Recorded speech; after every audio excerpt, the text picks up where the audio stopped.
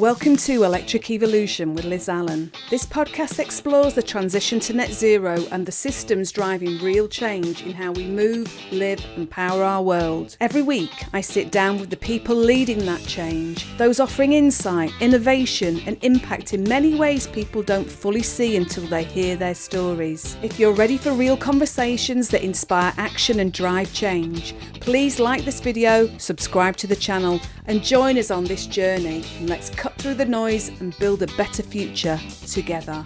Hi everyone and welcome back to another episode of Electric Evolution. Now then, today I have just the most wonderful person. She's going to say that she's not wonderful, but I don't actually care because I'm saying it. I have Laura Wilkes, one of the three musketeers from Paua. Hiya. Nice to be here. Thank you for inviting me. And we've just been chatting for kind of ages anyway before we started recording. And usually everybody recognises when I've been talking to somebody for a while beforehand, because we get on well, don't we? Even though we haven't seen each other for like a dog's age. We were trying to figure out, it's been over a year, I think, since we've actually seen each other. We talk quite often. We do. But I think, we've talked for nearly an hour and a half before we started this recording. So hopefully we can pretend that's all happened. I know. And I even had my shopping delivered because I didn't even realise we were going to be that long. So that's really bad, isn't it? But hey, we're going to laugh. It's all good. We're going to laugh.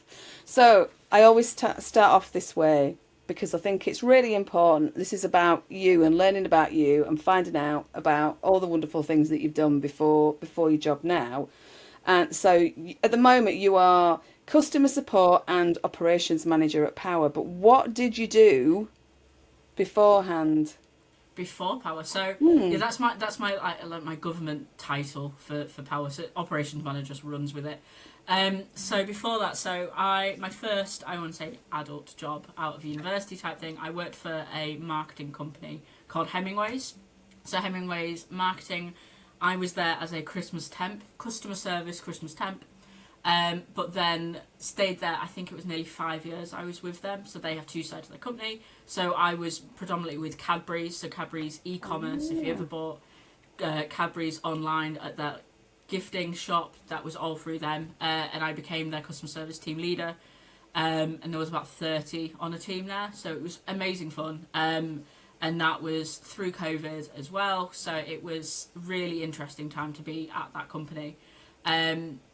I left there, so I built up their CRM system as well. So that's when I started to kind of understand that I liked to change things. Yeah. And to really start pushing we could do this better mentality. Oh, I like that. What can I do to change? And from there, I got a job with a company called the Phoenix Works. So that's how I started to get into renewables. Renewable sustainability was never my end goal. I never thought I'd go into this type of industry. And I suppose being from the Yorkshire Dales, never really even thought it was a thing. Sustainability. Nothing up north, love, is it, really? No. Up north, not a thing, not in the Dales. It is diesel cars through and through, tractors, farming, all of horrible. that. So I don't think there's even that many solar panels up there. So for me, it was never something I thought I'd go into. But I got in contact with a company called the Phoenix Works. So they're based in Leeds. And I can't remember what I was. It was like customer experience. And it was predominantly with their home chargers. So it was looking at installing home chargers. So we were looking at all of the images of meters and where customers want to put chargers in, trying to working with the engineers and the electricians that were going out to sites to make sure that the sites all worked, the day worked, that the engineer could get there, so there was scheduling involved. And that was really interesting for me. So they then changed their name from the Phoenix Works. They got taken over by Liberty Global and became Egg. So a lot of people do know of Egg. And that's also where I met Pam. I know, most people know Pam. My mate, my absolute partner in crime now. So Pam was in sales, I was the customer service operations side, and so that was how I started knowing that there was even an industry to do with sustainability, and that's how I started going, I like this. Like, electric cars aren't for me though. They're definitely not for me. I'm from the Dales, that's not a thing. Therefore, electric cars are solely for the rich Londonites type. That was wholeheartedly still my mentality going into that job. Yeah. Was this isn't a thing. This is it's just gonna die out. It's fine. It's a fad. Trust me, I've eaten my words through and through. Of course you have. And With from a fork there, and a spoon and everything, yeah. Oh, everything. And so yeah, I really enjoyed my time there, and started looking elsewhere, and came across Paua on LinkedIn, who were hiring for, I think it was customer support and operations exec at the time. I applied through LinkedIn, and I got, I don't think Neil would mind me talking about this, but I got an email from Pedro to sign up for my interview, and I think it was at something like 2:00 in the morning, and I got this email, and I was like, oh, this isn't real. Like, this is a scam company, 100%. This is not anything. Like, this won't come of anything. Again, I've learned very quickly I can eat my words. Fair enough. And so I went for the interview with Pedro and loved it. I loved hearing what Paua were about, and I'd already started with the sustainability, liking the tech. Had then an interview with Andre, CTO, and with Neil, so separate interviews with them too, and genuinely fell in love with the company. I think I can't remember how many hours me and Neil were speaking for, but I loved it. And to see the passion that were in people, to go, I want that. Like, this is completely different. This isn't something I've ever worked in before. This is so new, and there's so much I can change. That was my big thing, was this company is starting up. They are still so small. I can make a genuine difference. So yeah, I started in Paua nearly 3 years ago. I think about the 1st of December.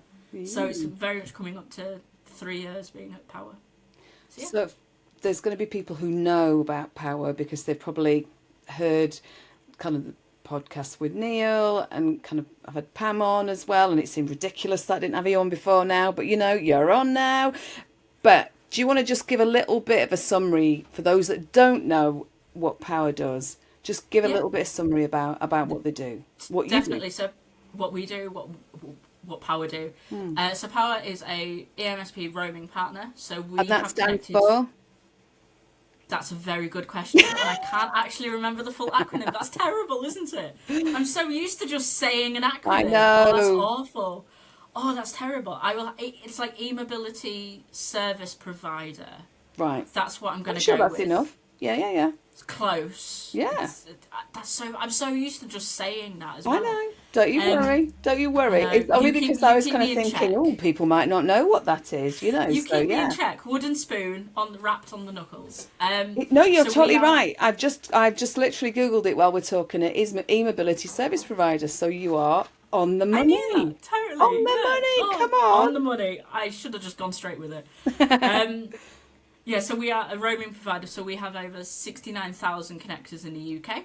And we have the Paua card and the Paua app, so it's for businesses and fleets that are transitioning to electric, that want charging to be simple. So we started with Paua Access, which is the public network. So Paua card, tap on the charger, away you go for the driver. They can start charging on the app as well, so they're able to do routing through the app. They're able to filter to find the chargers that they want, slower chargers if they're going to stay there for a few hours, the rapid chargers en route that they're going to need. It was all there in the app.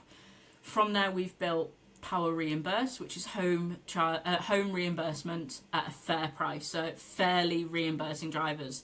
So that was brought about by Royal Mail. So they came to us going, there is nothing on the market that works for us. We went, and we like a challenge, honestly. Give us a challenge. Yeah. Give us something to get our teeth into.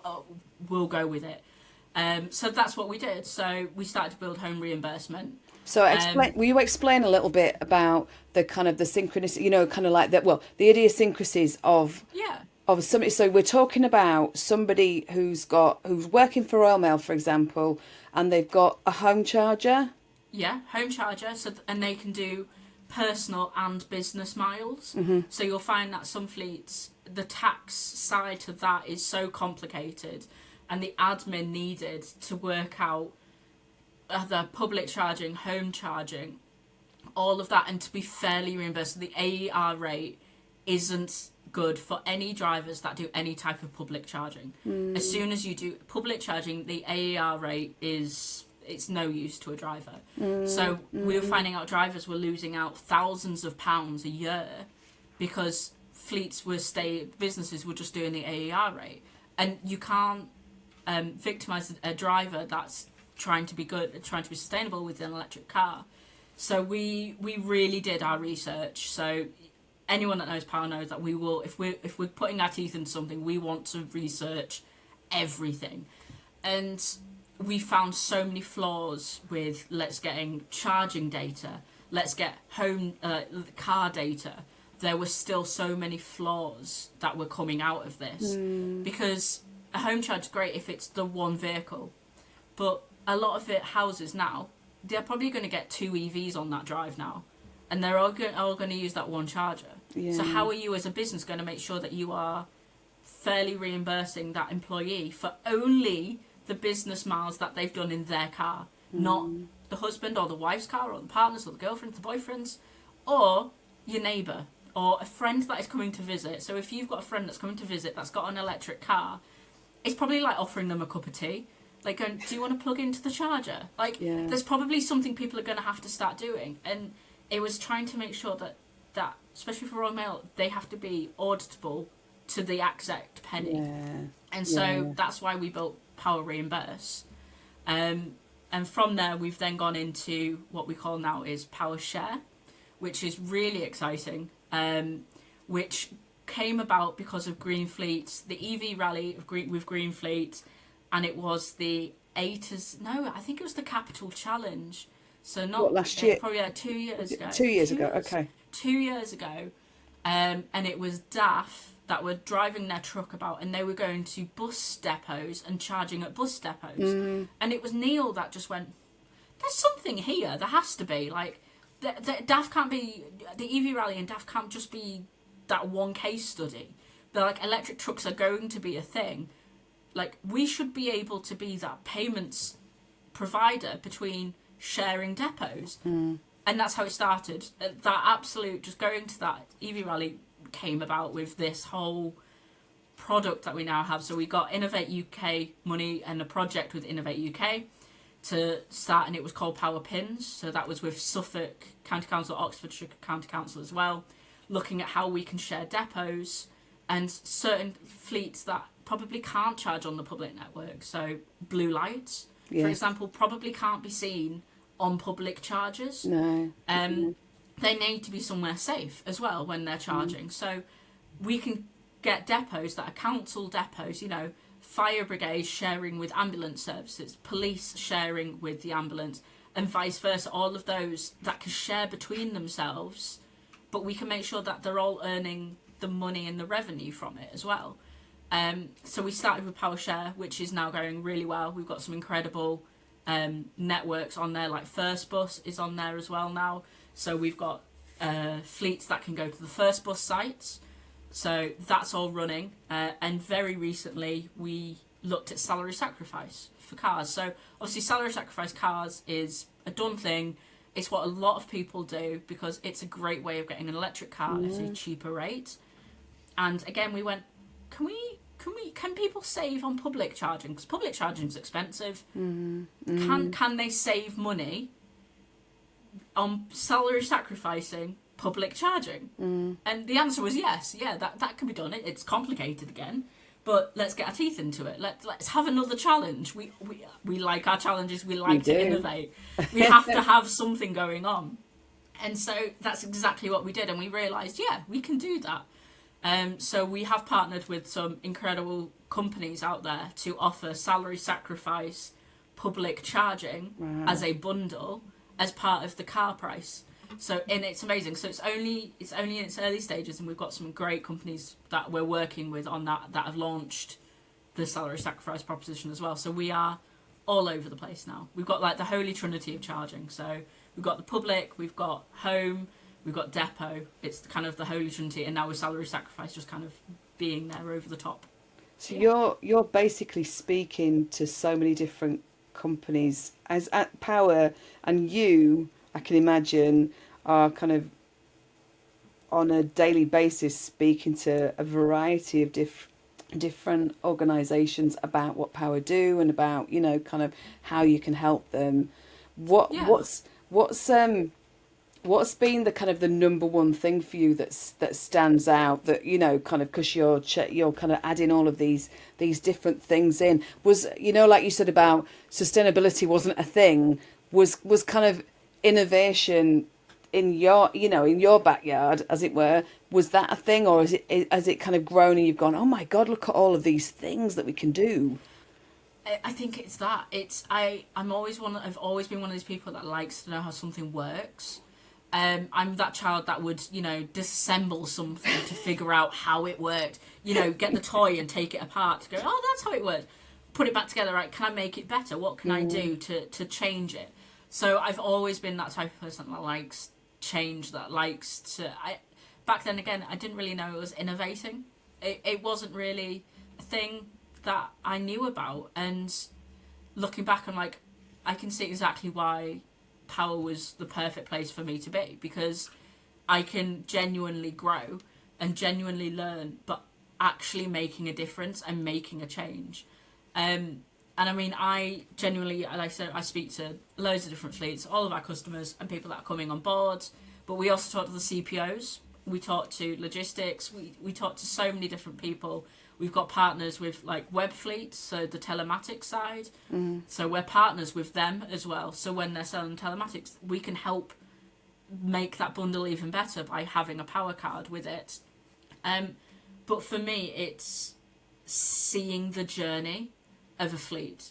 I always tell the story of one fleet manager who came to us and the first electric vehicle was turning up to their fleet that week. And they rang me and said, Laura, we're signing up to Paua, like, and they had just signed up.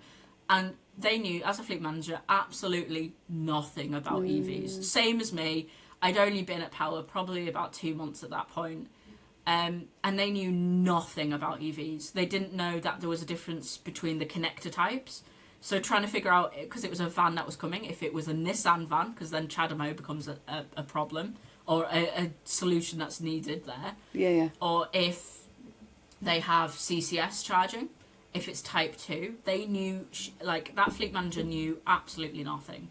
And from that, we have grown that fleet, and I have been by that fleet manager's side the whole way through it, to, you know, getting questions from drivers going, oh, it's the vehicle's charging at this time, can I leave the charger? Oh, can I leave the vehicle to charge and go into the service station? It's like, yeah, of course you can. Not realising, as we do that all the time, that this is someone brand new that didn't know they were able to do that. Yeah, they thought it was like a petrol pump where you have to stand by the petrol. Yeah.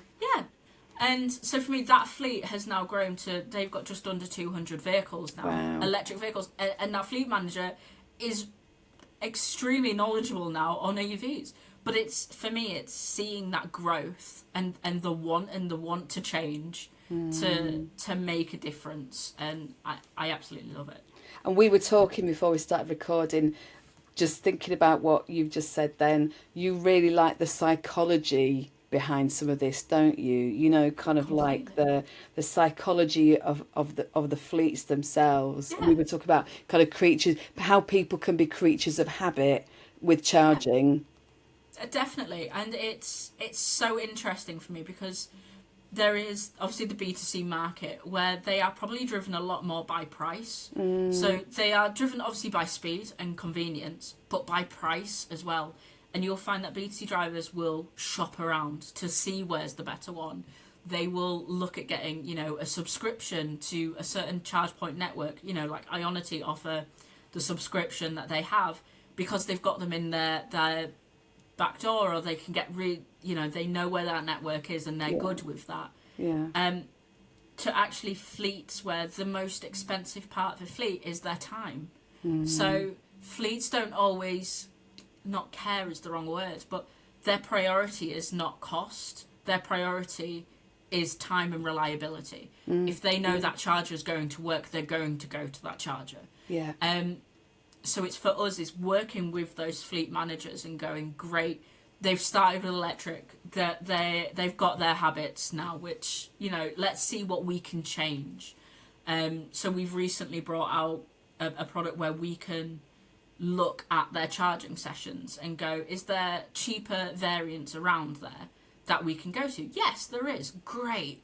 Let's speak to those drivers, speak to those fleet managers, and see if actually we can change a habit and get that driver to go to a different charge point that is exactly the same reliability, the equivalent type of charger, but cheaper for them.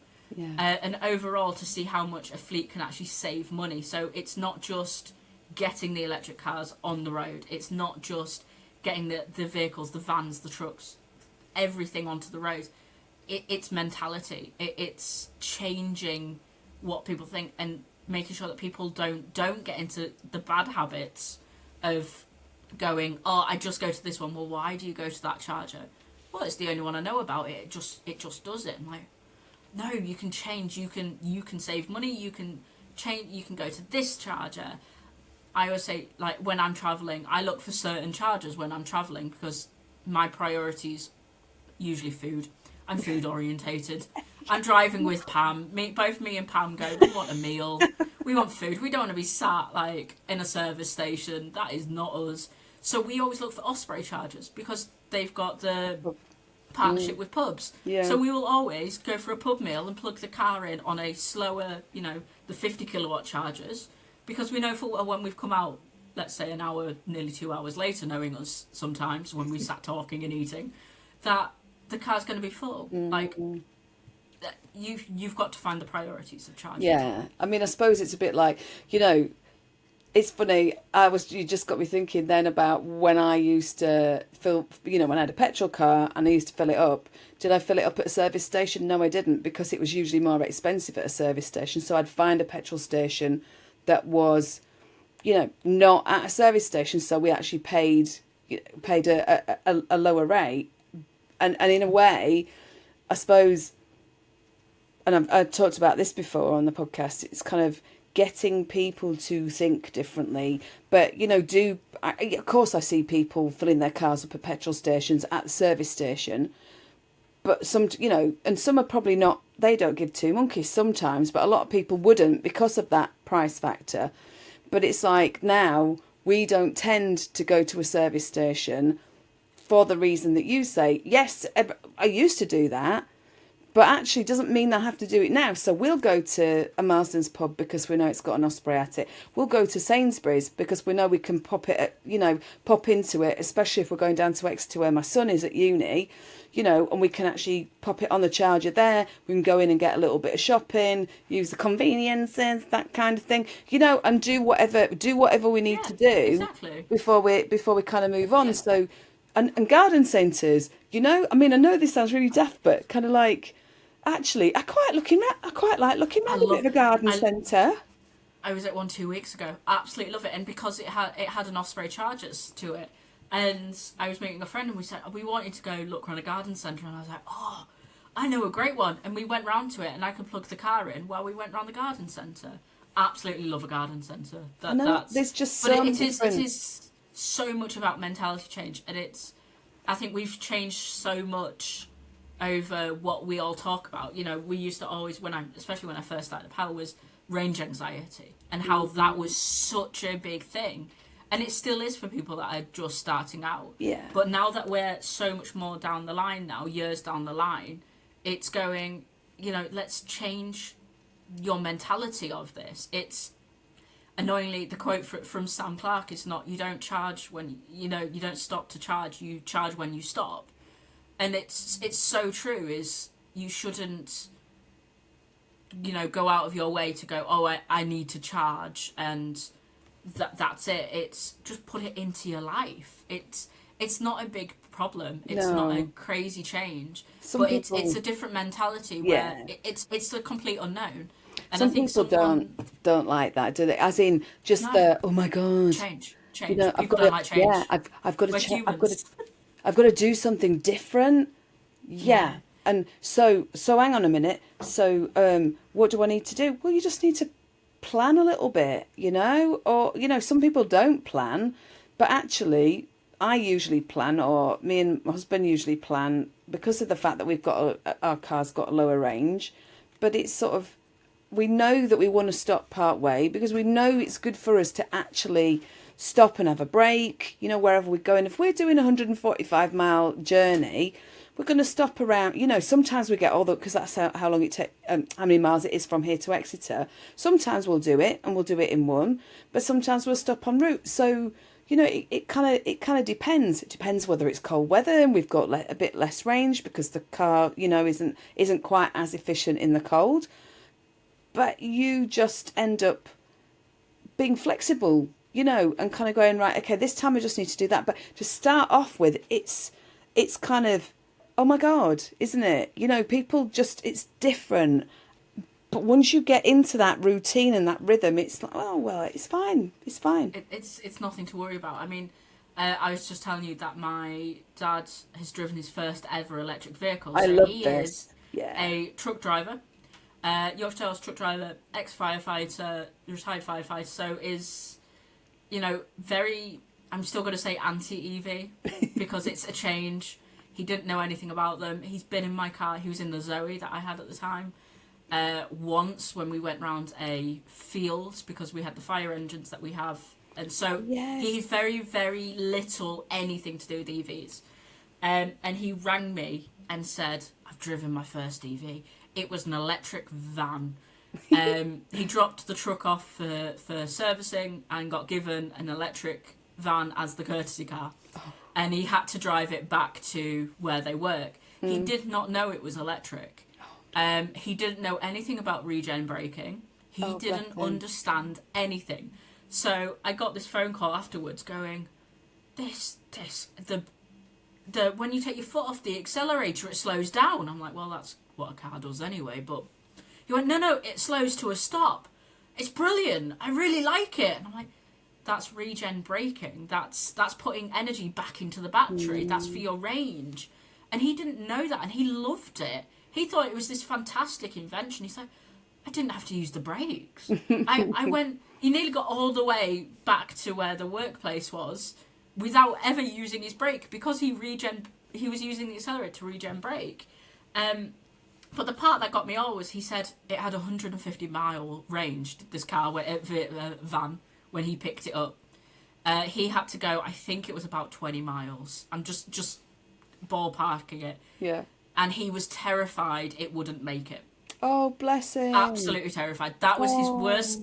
Absolutely terrified that this 150-mile range wouldn't be able to do 20 miles. Yeah. Because he's been told by the social medias, the Facebooks, the absolute experts, that electric vehicles don't have any range to them and it'll suddenly all disappear. Yeah. And he fully believed that until he got back and realised he'd regen braked and actually still pretty much had most of the range that he started with because of the way that the roads were. And then he said, it accelerates. The instant acceleration of a van. He was like a child. He didn't realise, not racing, we're not going to say that, but he didn't realise the instant torque of an electric vehicle. And he got hooked. He's like, I really like it. He's completely changed his route from, I'm not 100% anti-EV, but he's starting to understand why people are changing to EVs, which I think is completely the first fight. And it was so nice to hear this from someone that is such an anti-EV person. Yeah. And I mean, I've pretty much had that the same with my brother as well. Very much an anti-EV person. And we've had situations where I've had an EV at the time and we've had to go somewhere and I've gone, let's go in the EV. I want to show you it. Oh, no, you don't want that. I want to go in my Range Rover. No. We're going in the electric car. We had to go to a hospital. And I was like, I know full well that hospital car parking is always full. Always. And if you take your Range Rover, we are not getting parked anywhere. Yeah, you just go around in circles for we're just going to go around in circles. We're never going to get in. Yeah. But I also know that hospital has got a bank of chargers by it that are hardly ever used, like in the hospital car park. And these chargers are hardly ever used. And I was like, let's go to them. Like, trust me. And so we drove in, parked up, again, as we said, car park absolutely rammed. And he's there going, oh, see, we shouldn't have brought the EV either. We couldn't be possibly doing that. Turn the corner, bank of EVs is empty. Plug the car in, away we go. And he's going, there was a car parking space for you. I'm like, there was. Well done. We do what we need to do. We come out, unplug the car, and away we go. And he didn't realise it, because obviously it's only it was a 7 kilowatt charger. We weren't there so long, but it covered the drive from the house to the hospital and back again. I said, so we're net zero, like, it's brilliant. And he went, oh, I quite like that. There's a place for EVs, isn't there? I'm like, there is a place for EVs, and it's getting through to people that they're not this scary, unknown quantity anymore. Yeah. Like, they're there, and you can drive them, and they're fun to drive. So yeah, it's been a bit of a whirlwind recently. And you don't have to go. You can still go to a petrol station, because some of them, some of the petrol station, some of the companies have got EV charging there. But actually, you don't have to, because you'll find them at a hospital, you find them at a gym, you'll find them at a supermarket, and you can plug in. Whereas I don't know whether, and I don't know whether you've been. For those of you watching and listening, if you've not seen this, then check it out. Have you seen the video from Zaptec recently where they kind of did a bit of a skit video on gas tech, and there was this skit about putting in your home petrol pump. Do you know what I mean? Yes. And it was kind of a guy with the petrol pump on the back of the car, and I just loved it, because I just thought, actually, this is a really good way of getting people to think a bit differently about where you can charge, because you can't put a home petrol pump outside your house unless you live in a petrol station.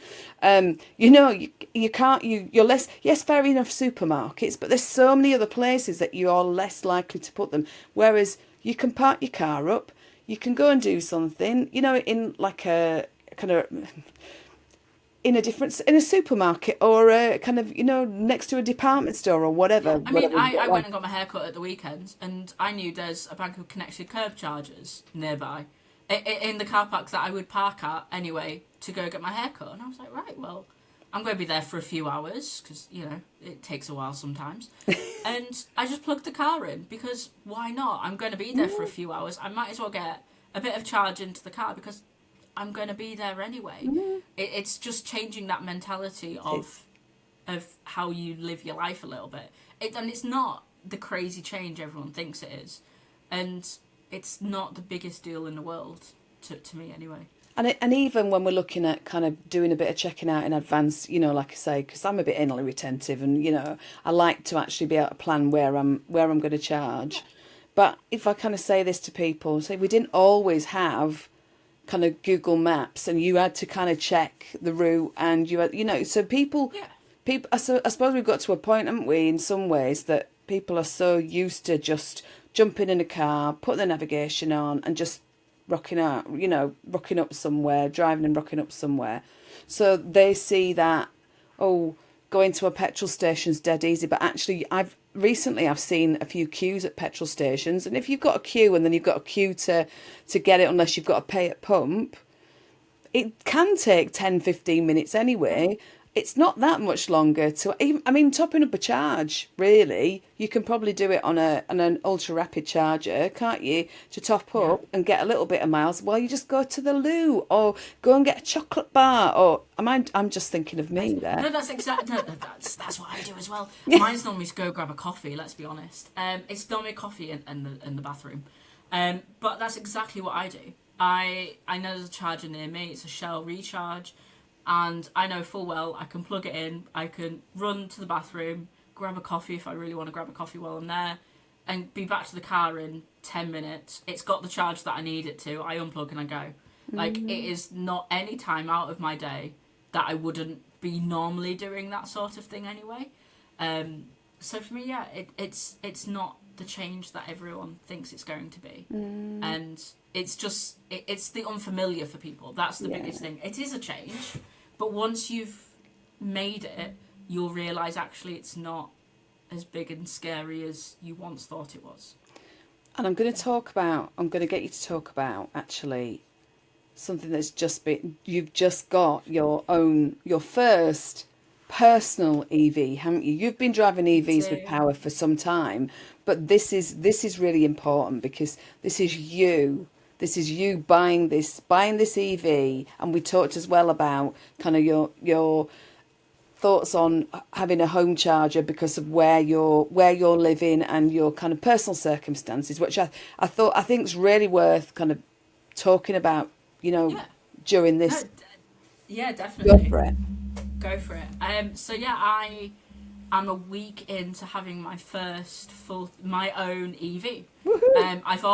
I know, very excited. It took a very long time, and anyone that knows me has probably listened to me rant about all the different cars on the market, their pros, their cons, and I think being in the industry is great, but it also has a con of that we know the types of cars, we know their faults, we know what they're good for, we know what they're not good for, we know everything. And I think actually too much information has probably caused my whole situation in the first place, because I was like, I want to go to an EV.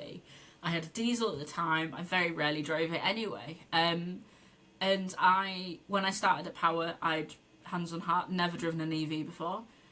So Neil very wisely said, you can't be in Paua and not have driven an EV. So I got given the keys to the Jaguar I-Pace. So that was my first ever EV that I drove, and I think it set the bar a little bit too high. Absolutely loved that. It's a good car though. The torque from it, the speed, the acceleration, absolutely loved it. Oh Um, yeah, I've just remembered about me and you and our Tesla yes, our yes, Tesla test I drive like to last go a year. little bit fast. We should talk about that later as well, shouldn't we? Oh my God, Oh no. yeah, yeah, Yes, right. okay. So I like to have fun when I drive. I'm not stupid, but I just like to have fun. And so for me, having to choose a car was massive, especially an EV, because I knew what type of battery I thought I wanted, and I knew what car I thought I wanted. So I was like, I want a big car. I want like the Mercedes EQAs. I want the Kia EV3s. That's the car I want. I want the big sitting up car. That's what I want. But I also don't want a boring family car. I don't have children. I want to have a bit of fun still with the car that I've got for at least a few more years if I can.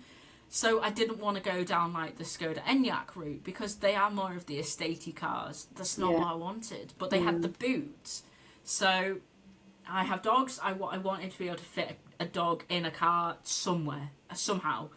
And so I went through everything and I started tracking like how many miles that I used to do because I work from home. But yes, I travel sometimes for events with Paua. So I needed to have a car with a decent range, but nothing crazy. That it turns out that wasn't what I needed. So I had the Renault Zoe for a little bit, the Paua Renault Zoe. That definitely wasn't what I wanted. The car was amazing. It was brilliant, but it just didn't have the space that I needed, didn't have the battery that I needed. So we spoke with the team at Voltric, who we had the Zoe on subscription with anyway, and they've recently come out with their salary sacrifice vehicles, that their subscription vehicles on salary sacrifice. And I was like, that's what I want to do. Told Neil, that's what I want to do. That's the route I think we should go down. And so, in true Paua style, we did so much research into it, again with all of the different cars. And in the end, crazily enough, I went for the MG4 long range in red because red's a really nice colour for a car. And it's the nearest you can get to pink. I said that And to it's you, the didn't nearest I you can get know. to pink, but I hopefully will get pink put on it somehow. I don't know Um, if it'll look that great on it. I need to have a little bit of a play because it might have been the blue. So I said to Voltric, red or blue. I really want red, but if it has to be blue, it has to be blue. And that probably would have gone better with pink. And I absolutely love the car. It's got the acceleration, it's got the fun that I wanted, and it's still got the space. So the dogs, yes, probably a little bit cramped in the boot, but can sit on the back seat. So I could put a seat cover down across the back fully, and the dog's in there. So I've only had to charge it a few times because I really don't travel that far. But when I have done, it has been rapid, and it's been absolutely brilliant, and I've loved it. But yeah, I started looking at home chargers as well, like you do when you're doing all your research. Yeah. And where I live, so I did show you on Google Maps where I lived and the setup. So unfortunately, although I have a driveway and I have a garage, it's actually connected to someone else's garage and someone else's house, and then it's my house. So I have it's my house, somebody else's house, their garage, and then my garage. So I don't have a direct access to the garage to put a charger in. I've spoken to electricians, I've got quotes, so I know that I can do it, but I rent this property. And if I owned it, it would probably be a little bit different. Yeah. But I decided in the end not to go down the home charger route, because for me, putting that money in, yes, my landlord might have done half with me, maybe, if I'd asked really, really nicely. But they had no need to actually want to do that. And that's the route I started looking at, was I'm going to have to dig up my neighbour's garden to put the cable in, the tarmac that's there. And if I'd bought it, probably would have gone down that route and talked to my neighbour, who I've got amazing relationship with. But I decided that because I'm renting and because I don't have proper access for a home charger, that the money that I'd spend on a home charger, I may as well just spend that on cheaper public charging, be really savvy and be really cost sensitive of where I'm charging. And like I said, look at subscriptions for certain networks that are near me and be cost sensitive of that. And actually that's working really well for me. And that's what I've been doing. So yeah, it's a jump, but I've loved it. And the biggest thing for you, is it's your first EV. We talked about this anyway, didn't we? The amount of research that you did for this, it wasn't research. I think I've test driven every EV nearly on the market. It's so bad. I could tell you everything about any of the EVs on the market now, because I genuinely wanted a bigger car. But in the end, I've realised that actually I don't need a bigger car. That's not. I just wanted a bigger car. It wasn't a need. And looking at the price points of them and the versions that I could get, and if I wanted to go on salary sacrifice, or if I wanted to go for leasing, or if I wanted to buy a car outright. So I looked at every option you could ever think of. And that's what I came out with. And I genuinely nearly went with the Ford Puma. So the leasing of the Ford Puma, because there was some amazing deals on them. Yeah. And Seen I them. Loved it. Thought the car was fantastic. The outside of the car, the boot, everything was exactly what I wanted. And then I test drove it, and I hated it. Oh, did you? Absolutely hated it. Did you? What was it you hate? Because to me, it was sludgy. In what way? Define sludgy. You mean the speed was sludgy? Yeah. It just. So we talk about instant torque for EVs, and it just didn't. It didn't have that spark. It didn't have the oomph to get going. It just it was really happy just going along. And for people that's probably great, but for me, it drove me insane, because I was like, I want a car with a little bit of an oomph to it, not a crazy oomph, but just like a something there. So for me, it was just sludgy. And I think if you've driven enough EVs, you kind of know what I mean by it as well. Yeah. But I think for the price point, it's an excellent car, especially people that are just getting into EVs. I think it's fantastic. It just wasn't for me. And again, with so many of the other cars, I looked at so many. It's so bad. Everyone that knows me knows how much I've been looking at cars and what I wanted to go for. And I'm probably very surprised that I went with the MG in the end. But I've absolutely loved it. So yeah, That's, not change it. It's the thing, that's what you wanted, that's what you've got, isn't it? And I am going to just talk very quickly about our Tesla, because I'd forgotten about this. Oh my God. So Laura and I went to, it was a women in EV session, wasn't it? Up I can't remember where Birmingham, it was now. Birmingham Tesla. Yeah, so the Tesla in Birmingham. And I'm sure me and you, kind of the main reason we were going was because we'd agreed to go on a joint test drive together, haven't we? And I went first, and I would say I think I'm a fairly decent driver, but I suppose I'm older than you anyway. And it was, I've driven Teslas since. I think it was probably the first time I'd actually driven a Tesla, so maybe that's why kind of I held back. And we talked earlier as well, haven't we, about the fact that we've both been in car accidents, and I think for me, the sort of like I'm a bit more reserved until I get to know the car, and it takes me a while and what have you. So I was quite reserved. Anyway, it was your turn, and I was like holding on to the seat because I was like, "Oh my God, you did not hold back, love, did you?" No, absolutely not. If you're going to test drive a car, you have to put your foot down legally within the speed limit. You still have to put your foot down. Down a And narrow just- country lane, though, she was doing this. Okay, it wasn't the wisest idea we've ever had. I'm going to put that out there. But so the car came back in one piece and we were completely fine. I think my worst part was trying to figure out where the indicator was, because it was the ones on the steering wheel, wasn't God, it? yeah. I remember trying to go around a roundabout going, where's the indicator as we're I know. as we're I think going I kept round turning on the roundabout. wipers. I turned the wipers on a few times, didn't I? Because I was Yeah. like, oh my God, I didn't actually know where the hell yeah. And I think I even turned the radio on at one point because I was too busy, kind of thumbs everywhere. But It was that was interesting. So it does make me realise the kind of kind of EV that you like. So I get the Puma versus the MG now. So that's quite interesting. But I suppose really the question is how, looking back about your thoughts on joining Paua and sort of feeling about sustainability and all of that kind of stuff.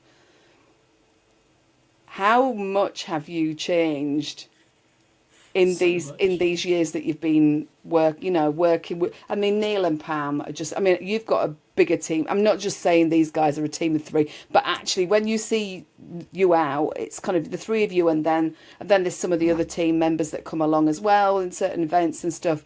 But you are like I say, you're like the Three Musketeers, Thank you. We have. I'll start with the changing. I've changed so much. I've changed my view on pretty much everything sustainability wise, and it's all to do with like what can we change. Like climate change is actually a real thing, and back then it really wasn't a thing for me. Like air quality, I didn't. And the nicest way, you're in North Yorkshire, darling. I'm in North Yorkshire. I get I'm in it. the Yorkshire Dales. I have clean air unless a slurry tanker comes past and it smells a bit and it's not very nice. But other than that, like, I have clean air. I those in London, I didn't care about them because for me, not my problem. Move out of the cities if that's the case. And there's still so many in that same viewpoint. Yeah. But actually, if I can have fun driving a car and be helping the planet at the same time, I'm absolutely all for that. Because that's my way of sustainability. Is I've absolutely loved it, and my viewpoint on it has changed incredibly. And the people at Paua, the Paua Rangers, as Colin Boyton coined that phrase, and he should have copyrighted it and should get royalties for every time we use it. No, it's got to be you guys. He came up with it. 100% he came up with it. I'm very proud to say I'm a Power Ranger and to say I work for Paua because we have an incredible team that, yes, you see us three, you see Neil, who is an incredible leader. Who you don't see is Andre, who is just as incredible as he is, but isn't on the podcast. He doesn't go to the events. We don't allow him out. He is, he's such brains behind it, the tech side of it, the team that he runs of developers, their want for change, their need for change, their constant drive for innovation, their constant drive for changing things, are going, okay, how does this work? Let's build it. Now, how can we change it? If I could ever show people our conversations that we all have, where it's like, here's what it currently looks like, and random scribbles on things going, can we change how this looks? Change this slight little thing, We've got the developers that are absolutely incredible. We've got a designer who works her socks off because, let's be honest, neon pink doesn't really go with that much. It's one of those colours that we stand out. And so she absolutely has to work her socks off on that. And we've got Jeremy, who is seen at events quite often as well, who is like a project manager, and he runs like Paua Share. Paua Pins was his absolute baby. And with him, you've got someone like Anna, who is like a network manager / data scientist, analyst. So she really goes into the nitty gritty of the data. But it's the people that we have, and Pam. I'm just going to say Pam. Let's be honest. Pam is Pam. She is one of a kind, broken the mold with her. Her drive, it keeps me going. There are days when I look at her and I'm like, oh, I'm not going to say I want to be like her, because she'd live off that for way too long. Should have just heard you now, love. She will, I don't want she.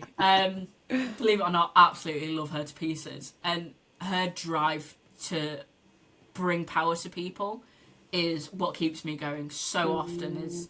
And the people that are there is what makes it. And when we say like we like to innovate, we like change, that is wholeheartedly what we do. You know, I know absolutely nothing about running a fleet. Let's be honest. I don't know what a day-to-day fleet manager has to do. But if I can help them with charging, if I can help them save on admin times by giving them all of their charging history, if I can help them by saving money and telling drivers, hey, you could go here instead, or even breaking down, you know, overstay fees and making them aware that they're getting the overstay fees, all of that, if we can just help with that, I'm good. I've made a change. I've made changes to fleets. And that drives me going. And that's your legacy as well, isn't it? Do you know what I mean? You know, kind of moving forwards, you kind of your lead. It's the same as I want to do with the stuff that we're kind of doing with ChargeWise, the new kind of platform we're working with, or working on developing. You know, you want to leave that legacy, don't you? And I think that's what you guys have done. Your personalities lead the way, really. And do you know what? And I've got to say because this is probably going to come out in a 2 or 3 weeks' time from when we're recording it.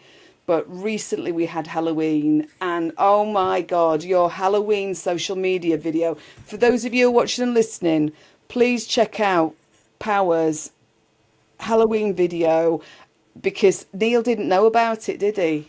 No. Neil, he absolutely did not know anything. I sent a video to Pam from TikTok and just said, we should do this. And I thought she'd turn around and go, what are you even thinking? No, we are not doing that. Instead, she loves Halloween just as much as I do, and went, we're doing this. We're absolutely doing this. So the idiots that we are, we were driving down to Fleet Mobility Live. So we did it that early on. Oh my God. I know. On the way down and on the way back. Neil knew we were doing something, but did not know at what extent we were doing it. And it was fantastic. And being able to put your personality into a company is very rare, because so many companies it's a very professional, toe the line on marketing. Serious. Yeah. Very serious. And actually, we're not. We are very professional when we need to be. Like when we're talking about charging, all of this, we are dead serious about the work that we do and the passion and the innovation that we have. But if we can just have a bit of fun while we're doing it, like, absolutely, that's what we're going to do. Not? Because that's the point. And it's so solely stemmed from, you know, Neil and Andre are the same. Like, they have so much passion, but there's still personality there. We're still people. There is 12 of us in Paua. We love what we do, and we want to show it to people. And if that's in a bit of fun by dressing up, then we're going to do that. You know, you can't be dead serious if you're wearing neon pink to every event anyway. True. So you kind of have to have a personality to match what you're wearing.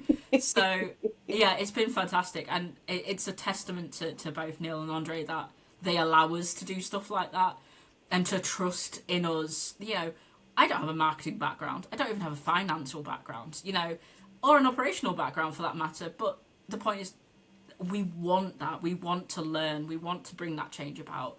And if they allow us that time and that space to be able to see if we're creative, to see about marketing, then they're going to let us do it. And it's a lot of fun. It's crazy sometimes.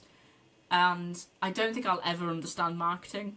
I will never understand LinkedIn's algorithm. Oh, I don't think anybody will. No, To change it so often, you just wouldn't anyway. yeah, we put stuff out because I'm really interested in it. And my Mm. theory is if I'm interested and if I like it, then maybe one other person will be. Um, and that's the whole point is we'll just put it out there and see what people are interested in, because I'm really interested in like data and charging curves, because that to me is learning, when that car starts to slow down, that's when you should really be moving off. And but what if you stay, what happens then? And does it change per vehicle? Obviously yes, but does it change what charger, what network, what charger type? Are you quicker charging on, like a tritium charger, or charging on, a different type of charger? What works for you? And that whole data there is so interesting to me. So I'll put that onto LinkedIn, and it probably does absolutely terrible. But a video of us dressed up in Halloween gear, bring it on. And I mean, just wait for Christmas now. Oh, We may or may not have had a few CPOs reach out to us and go, we want to be included next time. So we are absolutely going to include them, and yeah, bring on Christmas. I think it's brilliant, honestly. Just like you say, being able to integrate and utilize your own personalities, because otherwise, it just life can be boring, can't it? Do you know what I mean? And you are kind of Wholeheartedly. showing people that it doesn't have to be, business doesn't have to be boring either. No, You know. business is not boring, and business shouldn't be corporate. We enjoy what we do, and we have passion, and if that's our personality as well, then that's our personality as well. So So I'm going to ask you one final. You know me, and you've been talking for ages today anyway. But I'm going to ask you one final question. So you've just made this switch to EV personally. Um, as a new, you're not a new EV driver, but as an EV driver with a new EV in the way that you've done it, moving from, kind of your old stinky model to a nice new appreciate it. streamlined non-stinky one. What advice would you give to somebody who was wanting to make the switch to, or even just, like your dad, you Yeah, know, you've been talking to your dad and you talked to me about your brother, didn't you? And how the way that yeah. he's thinking things differently. What one thing would you say to them to actually, kind of, what advice would you give them if they wanted to make that switch and it was just a glimmer. Just a glimmer. Go Yeah. test drive. Genuinely, go to a dealership. Like, find the manufacturer that you like. Most people like the car that they've got already. So go to that manufacturer. If you've got a Ford, go to a Ford dealership. Or if you've got a Kia like I had, go to the Kia dealership. Go to a dealership near you. Go to a garage near you, and just test drive. Just have a look at it.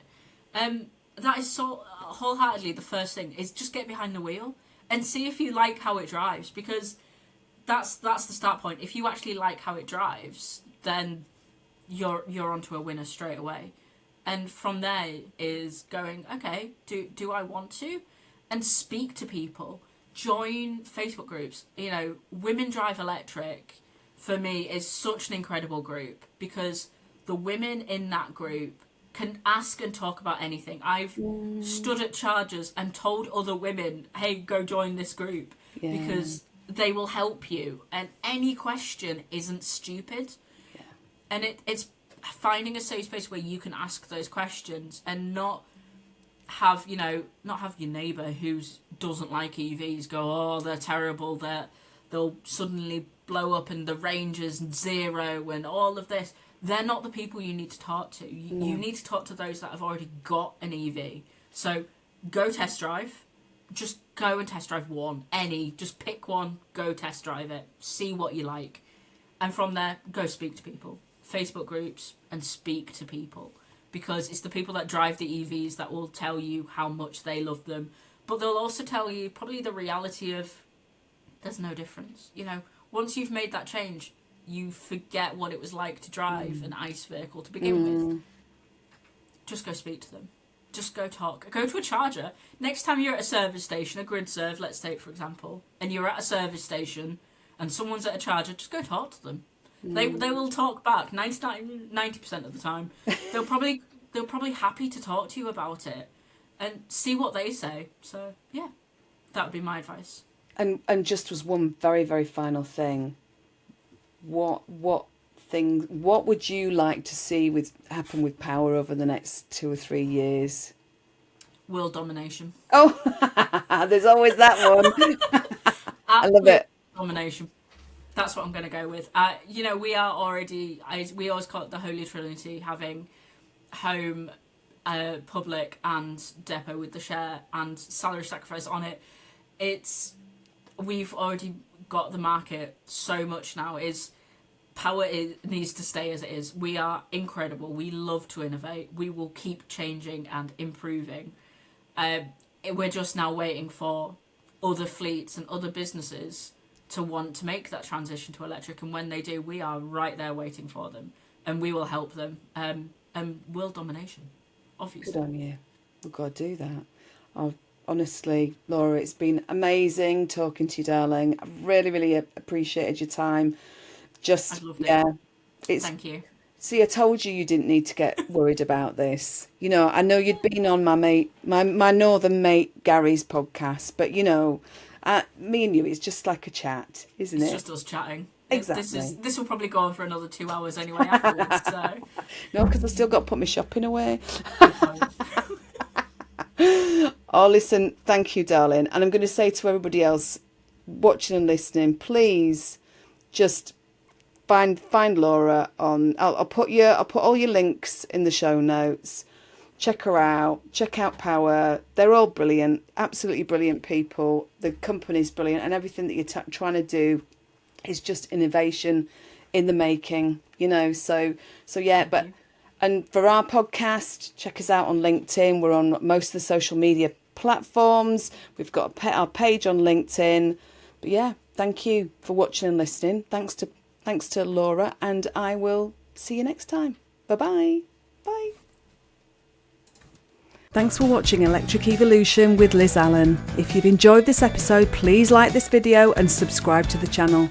If you're a charge point operator, local authority or stakeholder in EV charging, I'd love to talk to you about our Charge Point Evolution framework. It's designed to help you create a seamless EV driver journey, boost utilisation and maximise your return on investment. Alternatively, if you know someone who'd be a great podcast guest or might be interested in sponsoring an episode, you can email me on liz@fullcircleci.co.uk.